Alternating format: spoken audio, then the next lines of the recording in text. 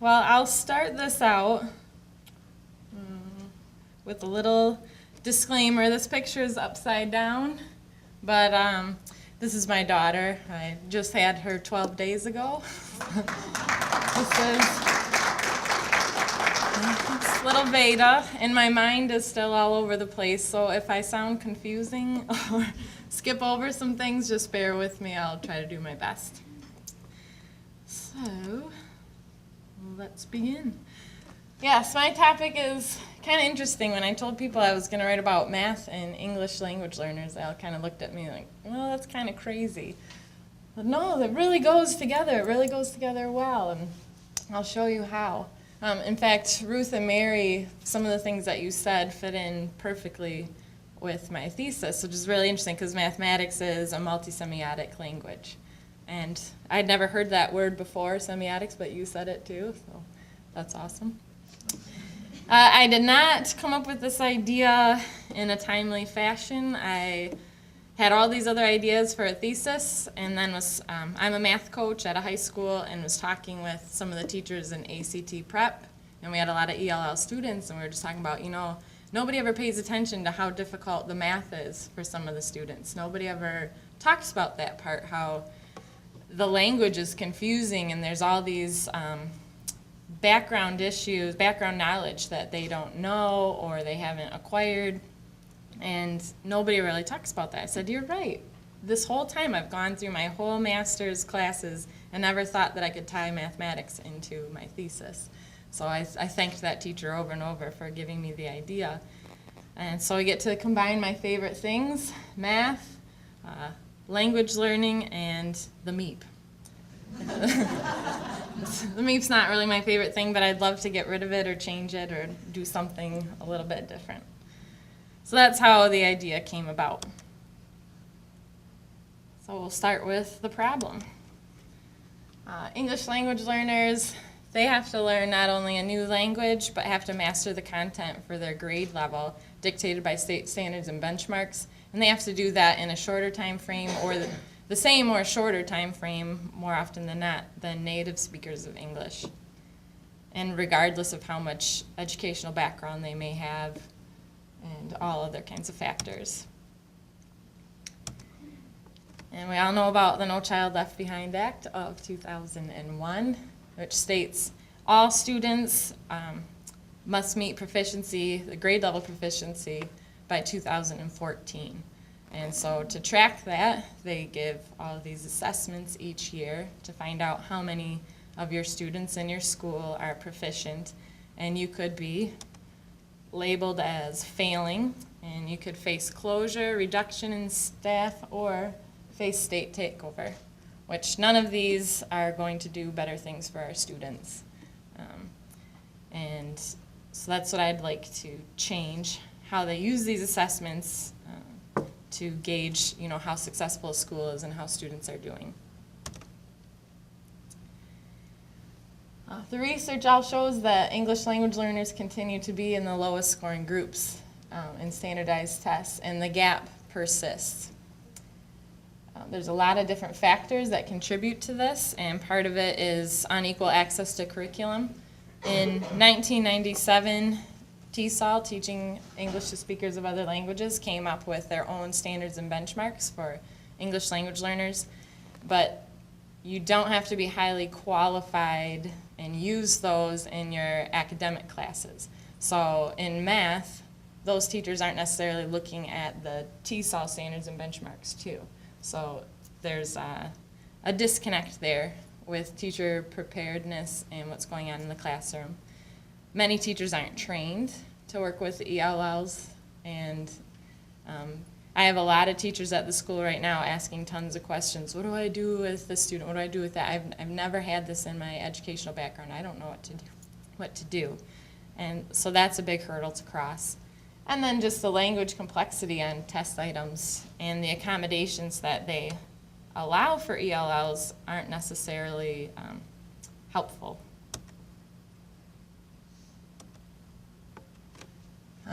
It's just that, sorry, I lost my train of thought here.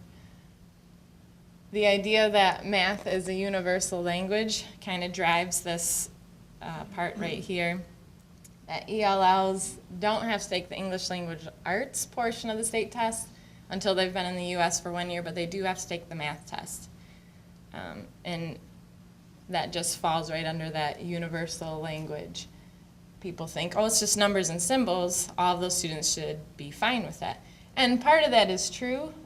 The quadratic formula in the U.S. is the same as the quadratic formula in France and the same in Russia.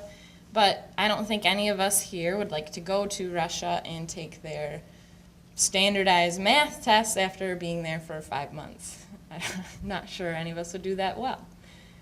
It takes an average of 5 to 7 years, according to Jim Cummins' research, to acquire academic language, or what he calls CALP, Cognitive Academic Language Proficiency. So we're asking students to do what takes 5 to 7 years, perhaps, in 1 year or less. And many of the items on those word problems in high-stakes math tests are written at a reading level above grade level. So not only are you setting up ELLs for failure with all that academic language, but then you throw in that the reading level is a little bit higher. So even our native English speakers who don't have a high reading level also suffer with these problems. And so interpreting the scores of English language learners on these math tests is problematic because it's assessing both their language proficiency and their math skills. So the score, you can't differentiate between the two things. So the test loses construct validity because it's assessing something it's not intending to measure. And that's something that all the legislators and test writers, everyone needs to take that into consideration. Just an example, this is, oops, I gotta go back one. This is a problem from an ACT test. And I think a lot of students would be able to, if they're a language learner, see average and be able to do the average of those 5 numbers, no problem. But it's this sentence that's the most important part, that Ms. Lopez throws out the lowest test score and takes the average of the remaining test scores. Throws out is kind of an idiom, which is one of the last things a language learner will acquire. And that sentence kind of lost in there. It's easy to see how a student would miss that. And of course, the average of those 5 numbers is one of the answer choices. So you think, oh, I got it right. This is also very problematic for native English speakers too, who can read just fine. In ACT prep, you can't imagine how many kids miss that one. Gotta go back to that sentence. So this brings us to my research questions. The central one is, to what extent does language proficiency influence achievement on high-stakes mathematics tests? This one's so broad that I had to break it down into 4 sub-questions. So do English language learners perform differently on computation questions as opposed to word problems on high-stakes math tests? And how does their achievement compare to non-English language learners on these tests? I use the word, or the phrase, non-English language learners because as soon as an English language learner, or they refer to them as LEP, limited English proficient, as soon as they're proficient enough or have advanced in their language learning, they're lumped into the group with everybody else. So limited English proficient students, by definition, will always be at the very bottom because once they get out of that part into proficiency, you have newcomers coming in, filling in those limited English proficient spots. And just by definition, they're always going to be that lower subgroup. It's just what's going to happen.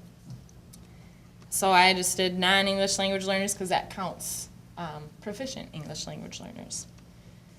One problem with all of the research that I looked into, they all say they look at word problems on tests, but nobody defines what a word problem is.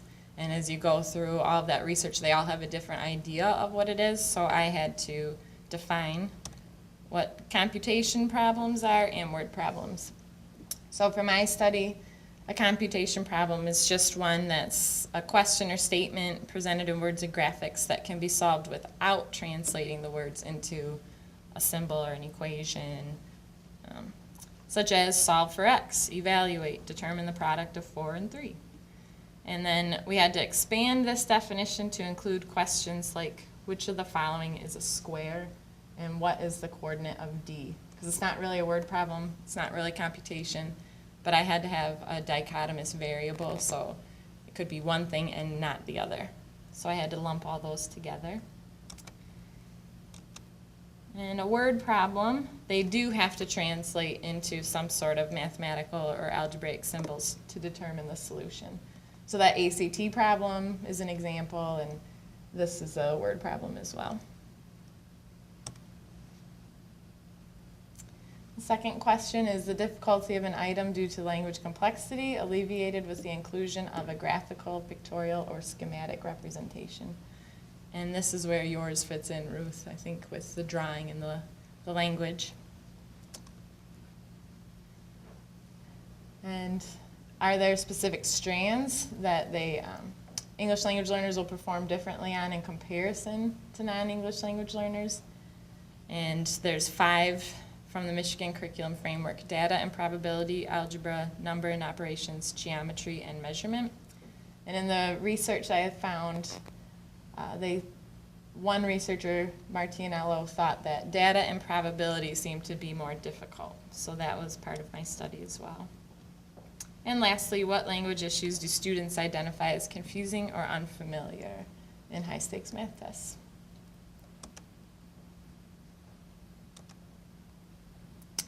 So my theoretical framework is also rooted in Vygotsky and his zone of proximal development, which he defines as the distance between the actual developmental level as determined by the independent problem solving and the level of potential development as determined through problem solving under adult guidance or in collaboration with peers. So learning is social, and give that student just a little bit more beyond where they are at, give them comprehensible input to build them up, and they will learn.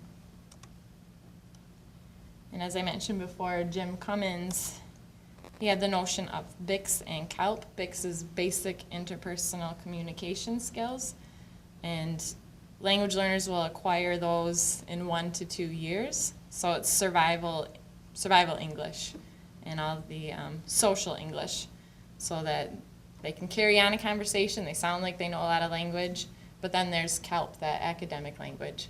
Okay, so I'll try to speed this up. The literature review, I split into 3 parts, but I'll just go through this one quickly. This one, the first part's about the mathematics register, and there's so much to the math language. And one thing I'll just point out at the end is some culturally confusing items. A date in the US is month, day, year, but in Mexico it's day, month, year. In the majority of Europe and South America, they use a decimal comma for place value, so it'd be 13,8. And in the US, we use a decimal. And we also have the customary system, and everyone else uses the metric system. Someday we should get on board with that. It causes so much confusion. Some of the other research I looked at was linguistic complexity and performance. Item length is the only language feature that had a consistent negative effect on item performance. And accommodations, I looked at all kinds of accommodations. One researcher just wanted so badly for linguistic simplification to be the answer, and every time it just didn't happen in his studies. His name's Abedi, and he's done like 12 studies just on this, and it didn't happen for him. The only thing that they found to have a statistically significant effect was English dictionaries and glossaries. Okay, so I'm going to zoom over to my study so you can kind of see what I did. That's how many 7th and 8th graders that took the MEP in 2007, 2008 in an area intermediate school district, and I got all of their data and used that. So it was from 17 out of 20 public school districts. 3 of them had to be dropped out. I had the information, but they had no English language learners at their school. 7% of them were ELLs. The state average is 3%, so this county had a lot more. What I did was go through the released MEP items, which they stopped releasing after 2008, and code the different questions. So number 28, that is a word problem, but there's no graphic. So I had 2 other math experts go through and code all of these with me separately, and then we compared our answers. So we had to tell if it was a word problem, a computation problem, and if it had a graphic or not. And the data that I got was in this format, and it just kind of shows out of they have LEP and not LEP, how many students passed that question. And this is the interesting part. I'm not going to go through all of it, but I took all of my data and brought it to the Statistics Consulting Center, who are awesome, and they help you out a lot. And they took all of that, and we made these graphs using logistic regression and found these are odds ratios. So I'll just quickly explain this. That top one, those are problems, computation problems with a graphic.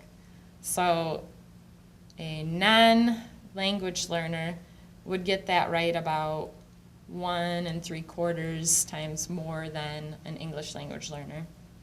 If there's no graphic present, it's almost about 2 times as much than an English language learner. If it's a word problem with no graphic, they're about 2 times as much more likely to get it right than a language learner. And then if no graphic is present and it's a word problem, they're about 2 1/4 times more likely to get it right.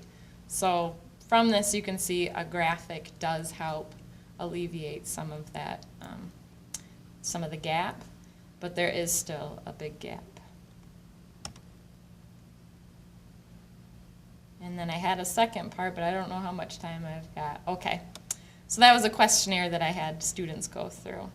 But you can read this online if you really want to sometime.